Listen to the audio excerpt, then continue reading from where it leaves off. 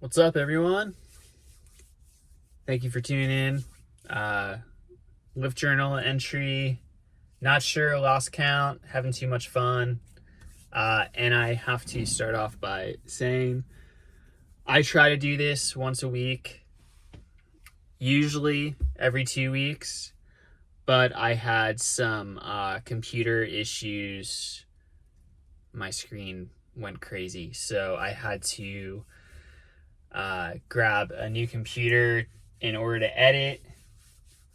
And also I was having a few issues with my camera. So it's been probably about 3 weeks, which I never want to do this ever again, as far as like holding out for 3 weeks. So much has been going on. So much stuff. But why don't we kind of like start with the 130 Vyper and we'll see where we get.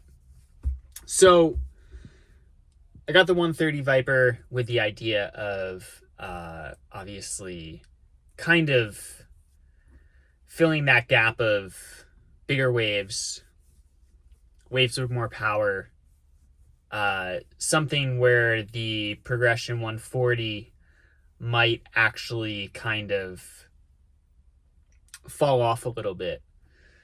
And it kind of nails it. The Vyper 130 for me is like a shortboard. It's super controlled. The fins don't slide, and it handles speed extremely well. Where the Progression 140 for me is almost like a mini Simmons with the speed, and like a fish where it's kind of archy, but also you have to learn how to handle it. So the Vyper 130 is also a kind of a difficult wing for me to pump at the moment. The best pumping that I've done so far is with a 2-degree shim, which really kind of messes up my pump. It's a slow pump, and I also have been told that the front foot pressure tail is the best way to go with it. Now, it's hard to get off the Progression 140 because it is just such a workhorse. It's a one wing quiver for me personally. But the Vyper 130 really does turn link so well. It's just a speed issue. It's such a fun wing, especially now that I'm starting to put a little bit more pressure into my turns itself. It just locks everything in. It feels locked in. I love how in bigger surf, which I've taken it out in some pretty big stuff so far, and I took it out in some small stuff. The smaller stuff is tough, but those turns are so fun. But pumping back out, trying to connect anything else is kind of a pain in the ass. And it's not designed to be like a pump wing, especially when we're so spoiled by the 140. But in bigger surf, I love the way that it lifts. It's kind of a very controlled, slow lift that's very comfortable, and it's something that I've been looking for. I also towed it, and that felt great. So fun. But I will say this, pumping the Progression 140, which is something that me on the East Coast of New Jersey is doing. I'm doing a lot of pumping. So the Vyper 130 will most likely be put off to the side, except for those occasions that I need it. Just like a surfboard. So with that said, towing. The Vyper 130 was great. Now, as I start to progress, everything is getting smaller. And in my last entry, I was asking some questions about the skipper, and I ended up buying one.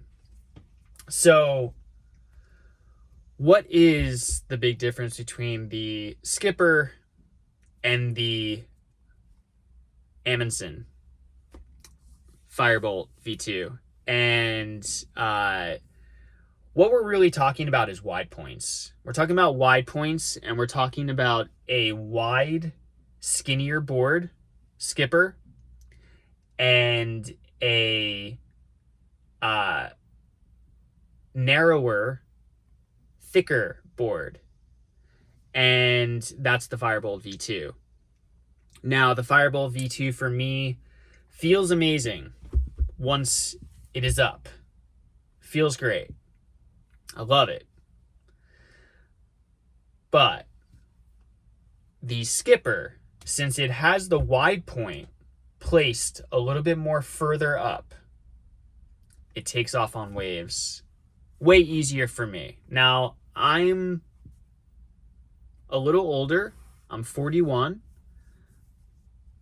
And for the past X amount of years, I have been riding surfboards, especially when they're smaller, in a wide point forward situation. So the skipper really feels like home to me. And I hate to say it, but with the Firebolt V2, although amazing, up on foil, pumps amazing, I was bailing on a lot of waves.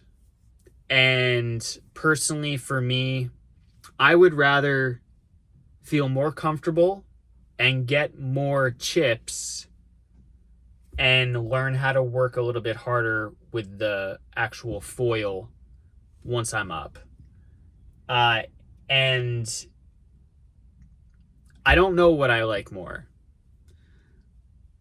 I almost want to keep the Firebolt V2 as a downwind board, prone board. I think that would be amazing, but I just can't. I can't do so much. I can't have all of these options. Because also I really like the idea of really figuring something out and figuring out how to use it and trying to use it in a variety of different conditions. I think that's really important. Although I'm new to foiling, and it seems like a get sport, I am also trying to turn into a less is more person. So I am sticking with the skipper. Again, I think that the where the wide point is set, it really helps with me getting up. It feels a lot more comfortable. I haven't missed one wave. Another thing that I do have to say about the Firebolt V2 is I tried to tow with it with the 130 and could barely get up. Now, I do the old school style. I'm not able to wake start yet. I'm still trying to figure that out. So I've been kind of holding onto the rope and getting dragged and then slowly going knees to feet. And because of where the wide point is on that Firebolt V2, I could not do it. So the skipper seemed like another great choice for that as well. I got a lot of other stuff going on. I have the Progression 170, and I'm gonna start to figure out the tuning of the skipper.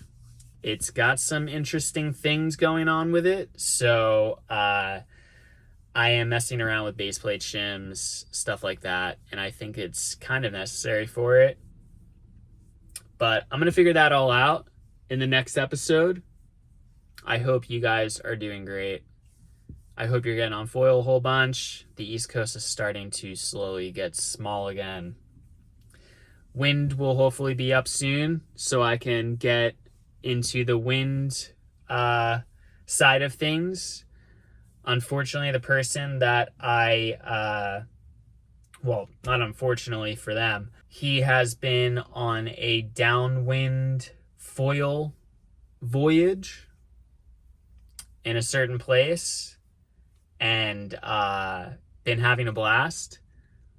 So hoping when he gets back, the wind comes up and I can start to figure that out. That's really it. Hope you guys are doing well. And yeah. Peace.